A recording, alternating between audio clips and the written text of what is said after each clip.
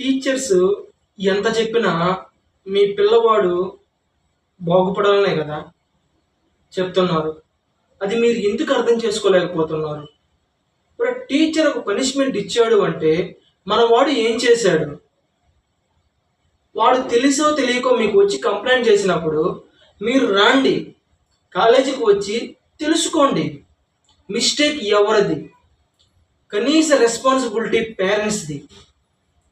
అలా తెలుసుకోరు, డైరెక్ట్గా కాలేజీకి రావడం, టీచర్స్ని అటాక్ చేయడం, ఓకేనా, లేకుంటే తిట్టడం, నోటుకు వచ్చినట్టు తిట్టడం, అంటే స్టూడెంట్ ముందే లెక్చరర్స్ని టీచర్స్ని అవమానపరచడం. అలా చేసినప్పుడు మిగతా స్టూడెంట్స్ అందరూ చూస్తూ ఉంటారు, మీ అబ్బాయో అమ్మాయి కూడా చూస్తూ ఉంటారు.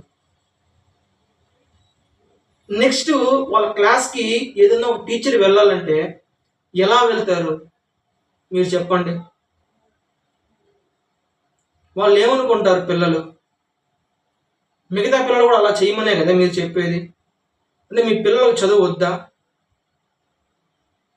మీరు చెప్పండి, సార్ మా పిల్లవాడికి చదువు వద్దు, వాడు ఏం చేసినా మీరు పట్టించుకోబాకండి, వాడు నా మనను వదిలేయండి అని చెప్పండి. మీ పిల్లవాడికి ఏ స్కూల్లో ఏ కాలేజీలో అడ్మిషన్ దొరకదు. అలా ఇచ్చారు అంటే ఆ స్కూల్ కానీ కాలేజీ కానీ అంతే. మీరు కోరుకునేది ఏంటి? స్కూల్లో కానీ కాలేజీలో జాయిన్ చేసేటప్పుడు చదువు ఎలా ఉంటుంది? కో ఎడ్యుకేషన్ అవునా కాదా? అమ్మాయిలు అబ్బాయిలు మాట్లాడుకుంటారా? స్ట్రిక్ట్గా ఉంచండి, మొబైల్స్ తీసుకోరనే వద్దు, డైలీ వర్క్ ఇవ్వండి. తల్లిదండ్రులు చెప్పాల్సిన కనీస వర్డ్స్ ఇవి. ఎంతవరకు చెప్తున్నారు?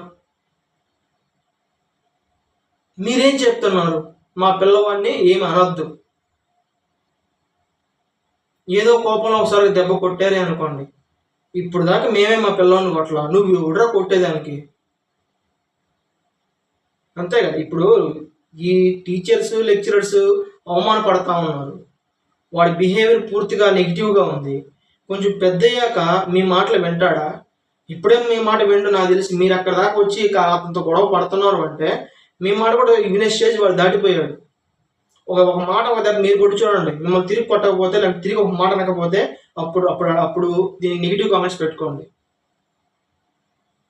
అంతే. వాళ్ళకి తెలుసో తెలియని వయసులో ఏదైనా మిస్టేక్స్ చేసి అది తప్పురా నాయన, అది కరెక్ట్ కాదు అని చెప్పే రైట్స్ టీచర్స్కి ఉండాలి.